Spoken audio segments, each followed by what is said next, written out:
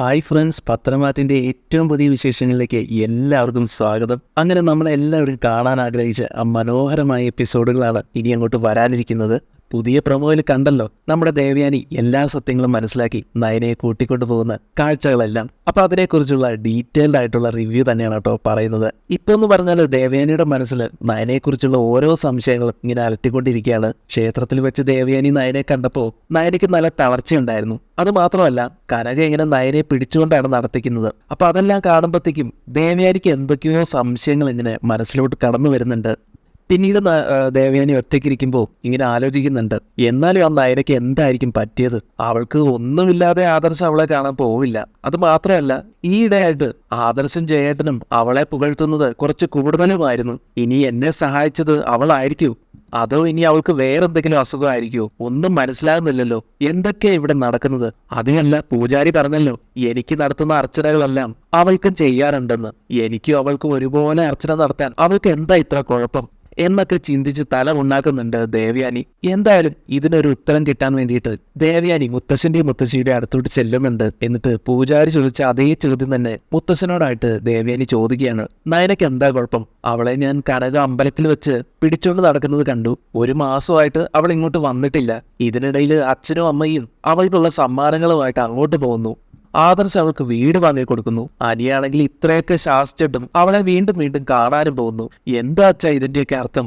എന്തുകൊണ്ടാണ് എല്ലാവരും അവളെ ഇങ്ങനെ സ്നേഹിക്കുന്നത്? എനിക്കറിയണം. ഇനി എന്നിൽ നിന്ന് ഒന്നും മറച്ചു വെക്കാൻ നോക്കണ്ട എന്നെല്ലാം ദേവയാനി ഇമോഷണലായിട്ട് പറയുന്നത് കേൾക്കുമ്പോൾ മുത്തശ്ശൻ തിരിച്ച് പറയുന്നുണ്ട്, എനിക്കിപ്പോ അതൊന്നും പറയാനുള്ള നിർവാഹമില്ല ദേവയാനി. അതൊക്കെ നീ വഴിയെ തന്നെ അറിയും. ഈശ്വരൻ നിന്നെ അറിയിച്ചോളും. എങ്കിലും ദേവയാനിക്ക് അത് അറിയാഞ്ഞിട്ട് ഒരു മനസ്സമാധാനമില്ല. അതുകൊണ്ട് തന്നെ മുത്തശ്ശനോട് എങ്കിലും അച്ഛാ എന്നോട് ഒന്ന് പറ എന്നൊക്കെ വീണ്ടും ആവർത്തിച്ച് ചോദിക്കുമ്പോഴും മുത്തശ്ശൻ പറയുന്നുണ്ട്, മോളെ അത് പറയാനുള്ള സമയമായിട്ടില്ല. ഈശ്വരൻ തന്നെ ആ സമയമാകുമ്പോൾ നിന്നെ അറിയിക്കുമെന്ന് തന്നെയാണ് മുത്തശ്ശൻ ദേവയാനിയെ അറിയിക്കുന്നത്. എന്നാൽ ദേവയാനി അതെങ്ങനെയെങ്കിലും കണ്ടുപിടിച്ചേ പറ്റൂ എന്നുള്ള ദൃഢനിശ്ചയത്തിൽ തന്നെയാണ്. ഈ സമയത്ത് മലയെല്ലാം ചവിട്ടി അന്യധാനത്തിൽ എത്തിച്ചേരുകയാണ് ആദർശും ജയനും അനിയും അജയനും എല്ലാം. അവർ ആ തിരുനടയിൽ നിന്ന് ഉള്ളൊരുക്കി പ്രാർത്ഥിക്കുകയാണ്. എങ്ങനെയെങ്കിലും അമ്മായിമ്മയും മരുമകളുമായിട്ടുള്ള പിണക്കമൊക്കെ മാറി അവര് തമ്മിൽ സ്നേഹിക്കണം, ഒന്നിക്കണം എന്ന്. അങ്ങനെ അവര് 4 പേരും ഒരുപോലെ പ്രാർത്ഥിക്കുന്ന അതേ സമയത്ത് തന്നെ ദേവയാനിയുടെ മനസ്സിലേക്ക് ഒരു ഉൾവിളി വരികയാണ്. അത് വേറൊന്നുമല്ല, ഹോസ്പിറ്റലിൽ പോയി അന്വേഷിച്ചു കഴിഞ്ഞാൽ സത്യം തനിക്ക് അറിയാൻ സാധിക്കുമല്ലോ എന്നുള്ള കാര്യം. തനിക്ക് കരൾ നൽകിയത് ആരാണെന്ന് അറിയാൻ ഹോസ്പിറ്റലിൽ ചെന്ന് അന്വേഷിച്ചാൽ പോരെ എന്നുള്ള ചിന്ത ദേവയാനിക്ക് തോന്നുകയാണ്. അങ്ങനെ ആരോടും പറയാതെ ഹോസ്പിറ്റലിലേക്ക് പോകാമെന്നും അവിടെ ചെന്ന് കാര്യങ്ങളെല്ലാം അന്വേഷിച്ചറിയാമെന്നും ദേവയാനി തീരുമാനമെടുത്തുകൊണ്ട് താൻ അമ്പലത്തിലേക്ക് പോവുകയാണെന്നൊക്കെ എല്ലാവരോടും കള്ളം പറഞ്ഞിട്ട് ദേവയാനി ഹോസ്പിറ്റലിലോട്ട് പോവുകയാണ് ചെയ്യുന്നത്. അങ്ങനെ ദേവയാനി ഹോസ്പിറ്റലിൽ ചെന്നിട്ട് നേഴ്സിനോടായിട്ട് ചോദിക്കുന്നുണ്ട്, എനിക്ക് എന്റെ റിപ്പോർട്ട്സും എനിക്ക് കരൾ ദാനം ചെയ്ത ആ പെൺകുട്ടിയുടെ റിപ്പോർട്ട്സും കാണണമെന്ന്. പക്ഷെ നേഴ്സ് പറയും, സോറി മാഡം, മാഡത്തിന്റെ റിപ്പോർട്ട് ഞാൻ കാണിക്കാം, പക്ഷെ ഡോണറിന്റെ കാണിക്കാൻ പറ്റില്ല എന്ന് അവരെ അറിയിക്കുകയാണ്. എന്നാൽ ദേവയാനി ശാഠ്യത്തോടെ പറയും, എനിക്കത് കണ്ടേ പറ്റൂ എന്ന്. അവർക്ക് അങ്ങനെ ഐഡന്റിറ്റി വെളിപ്പെടുത്താനൊന്നും താല്പര്യമില്ലെന്നും അത് ഞങ്ങളുടെ എത്തിക്സിന് വിരുദ്ധമാണെന്നുമെല്ലാം നേഴ്സ് പറഞ്ഞ് മനസ്സിലാക്കാൻ ശ്രമിക്കുന്നുണ്ടെങ്കിലും ദേവയാനി പറയുന്നുണ്ട്, എത്തിക്സിനൊക്കെ വിരുദ്ധമായിരിക്കും, പക്ഷേ എനിക്കത് അറിഞ്ഞേ പറ്റൂ. കാരണം ഞാൻ അത്രമാത്രം ആ കുട്ടിയെ കാണാൻ ആഗ്രഹിക്കുന്നുണ്ട്. അവളെ കണ്ട് അവളോടൊന്ന് നന്ദി പറയണം. അതുപോലെ തന്നെ എന്തെങ്കിലും ഒരു സമ്മാനം ആ കുട്ടിക്ക് എനിക്ക് നേരിട്ട് കൊടുക്കുകയും ചെയ്യണം. നേഴ്സ് വീണ്ടും ദേവയാനിയുടെ ആയിട്ട് പറയുന്നുണ്ട്, അതൊക്കെ സമയമാകുമ്പോൾ ആദർശം നിങ്ങളുടെ ഹസ്ബൻഡും ഒക്കെ എല്ലാ വിവരങ്ങളും അറിയിക്കുമെന്നൊക്കെ. പക്ഷെ ദേവയാനി കാല് പിടിച്ച് പറയുകയാണ്, ഇനി ഞാൻ ആ കാര്യം അറിഞ്ഞില്ലെങ്കിൽ എന്റെ ഹൃദയം തകർന്നു പോകും. കാരണം ആ പ്രായത്തിലുള്ള ഒരു മരുമകളാണ് എനിക്കുള്ളത്. അവൾ എന്നെ ഒന്ന് തിരിഞ്ഞു പോലും നോക്കുന്നില്ല. അവളെ പോലെ ക്രൂര മനസ്സുള്ള ഒരുത്തി എന്റെ വീട്ടിലുള്ളിടത്തോളം കാലം ഞാൻ ആ പെൺകുട്ടിയെ എങ്ങനെ സ്നേഹിക്കാതിരിക്കും? അവൾ ഞാൻ സർജറി കഴിഞ്ഞ് വന്നതിന് ശേഷം എന്നെ ഒന്ന് കാണാൻ പോലും വന്നിട്ടില്ല.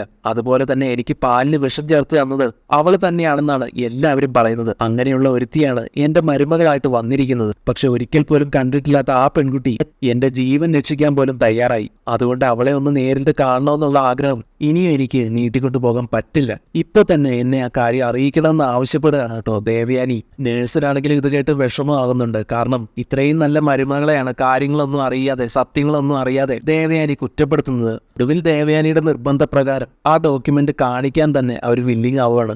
അവര് പറയുന്നുണ്ട്, കരൾ തന്നിരിക്കുന്ന വ്യക്തി ആരാണെന്ന് അതിലുണ്ട്. ഞാനത് ആരാണെന്ന് പറയുന്നില്ല.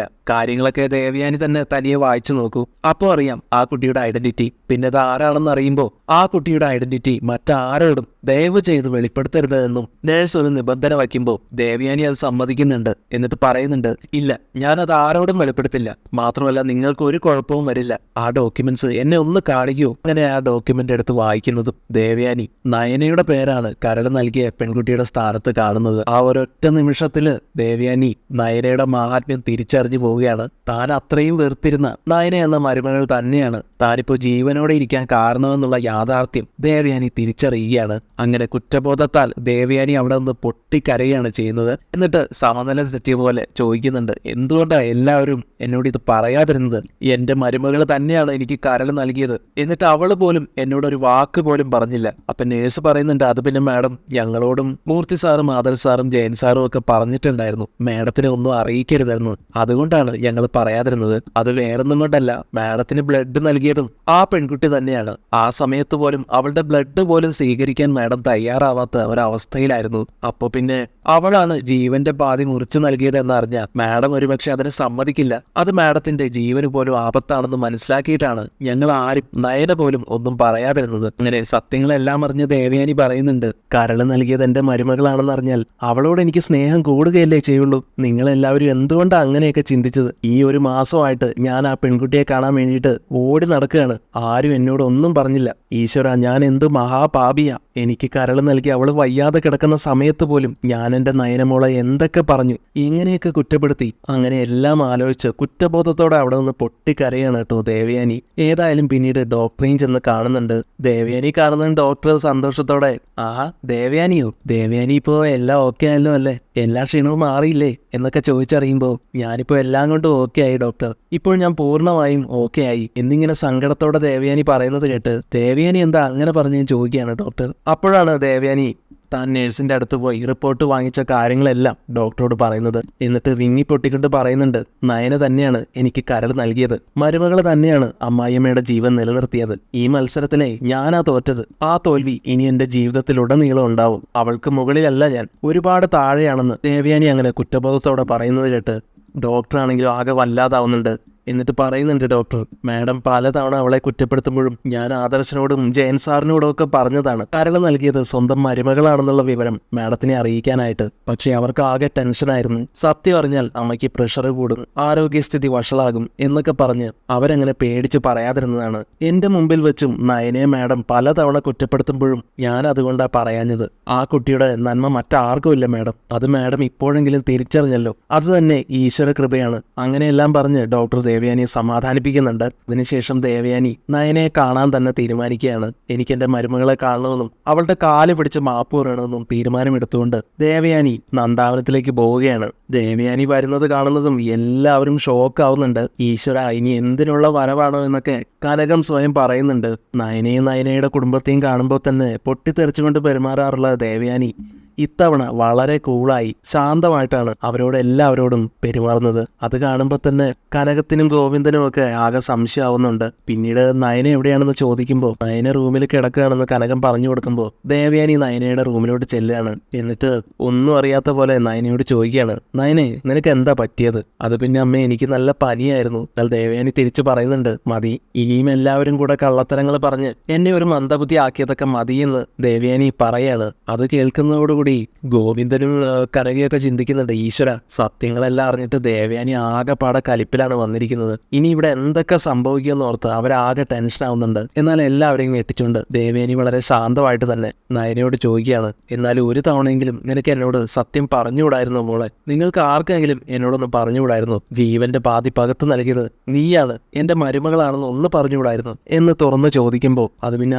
അമ്മയ്ക്ക് തീരെ എന്നെ ഇഷ്ടമല്ലല്ലോ, ഇത് ചെയ്തത് ഞാനാണെന്ന് അറിഞ്ഞാൽ ഒരുപക്ഷെ അമ്മയ്ക്ക് അസുഖം കൂടിയാലോ എന്ന് പേടിച്ചിട്ടാണ് ഞങ്ങൾ ആരും ഒന്നും പറയാതിരുന്നത്. അനിയും എന്നെ കാണാനാണ് വന്നുകൊണ്ടിരുന്നത്, അല്ലാതെ നന്ദുവിനെ കാണാൻ വേണ്ടിയിട്ടല്ലായിരുന്നു. അനി മാത്രമല്ല, അച്ഛനും മുത്തശ്ശനും കൊച്ചച്ഛനും എല്ലാവരും എന്നെ കാണാനാണ് വന്നത്. ഇതെല്ലാം നവ്യേച്ചിക്കും അറിയാം. ഉടനെ ദേവയാനി പറയുന്നുണ്ട്, ആ മനസ്സിലായി മോളെ, എനിക്കും ജലജയ്ക്കും ജാനകിക്കും അനാമികയ്ക്കും ഒക്കെ മാത്രമേ ഒന്നും അറിയാത്തതുണ്ടായിരുന്നുള്ളൂ അല്ലേ? എങ്കിലും എന്റെ പൊന്നു മോളെ, ഇനി നിന്നെ ഇവിടെ നിർത്താൻ ഞാൻ ഉദ്ദേശിക്കുന്നില്ല. നിനക്കൊരു വാശി ഉണ്ടായിരുന്നല്ലോ, നിന്റെ അമ്മായിയമ്മ ഒന്ന് വിളിച്ചാൽ മാത്രമേ നീ വരികയുള്ളൂ എന്ന്. അതുകൊണ്ട് അതുകൊണ്ട് ഞാനിപ്പോൾ പൂർണ്ണ മനസ്സോടെ നിന്നെ എൻ്റെ മരുമകളായിട്ട് രണ്ടാമതൊരു ജീവിതം ആരംഭിക്കാൻ വേണ്ടി ക്ഷണിക്കുകയാണ്. വാശിയും വിദ്വേഷവും ഒക്കെ അവസാനിപ്പിച്ച് നിന്നെ എൻ്റെ മരുമകളായിട്ടല്ല മകളായിട്ട് തന്നെ സ്നേഹിക്കാൻ പോവുക. ഇത്രയും നാളും നിന്നെ ദ്രോഹിച്ചതിനെല്ലാം എനിക്ക് പ്രായശ്ചിത്തം ചെയ്യണം മോള്. അതുകൊണ്ട് നീ എൻ്റെ കൂടെ അനന്തപുരിയിലോട്ട് വരണമെന്ന് പറഞ്ഞ് ദേവയാനി ക്ഷണിക്കുകയാണ് നയനയെ. നയനയാണെങ്കിലും ഇതെല്ലാം സ്വപ്നമാണോ യാഥാർത്ഥ്യമാണോ എന്ന് പോലും അറിയാൻ കഴിയാത്ത സാഹചര്യത്തിൽ നിൽക്കുകയാണ്. ഇതിൽ പരം ഒരു സന്തോഷം എനിക്കിനി ജീവിതത്തിൽ കിട്ടാനില്ലെന്ന് പറയുകയാണ് നയന ദേവയാനിയോട്.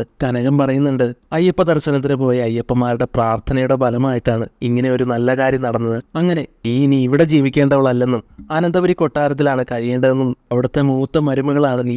ആ സ്ഥാനവും അധികാരവും എല്ലാം നിനക്കുള്ളതാണെന്ന് പറഞ്ഞ് ദേവയാനി നയനെ കൂട്ടിക്കൊണ്ടു പോകാൻ ശ്രമിക്കുമ്പോൾ നയന പറയുന്നുണ്ട്, എനിക്ക് എൻ്റെ അമ്മയുടെ സ്നേഹം മാത്രം മതിയെന്ന്. ഏതായാലും ബാഗൊക്കെ പാക്ക് ചെയ്ത് ദേവയാനിയുടെ കൂടെ നയന പോവുകയാണ് കേട്ടോ. ആ ഒരു സന്തോഷ നിമിഷം കണ്ട് കണ്ണ് നിറഞ്ഞു പോവുകയാണ് ഗോവിന്ദനും കനകയ്ക്കും നന്ദുവിനും ഒക്കെ.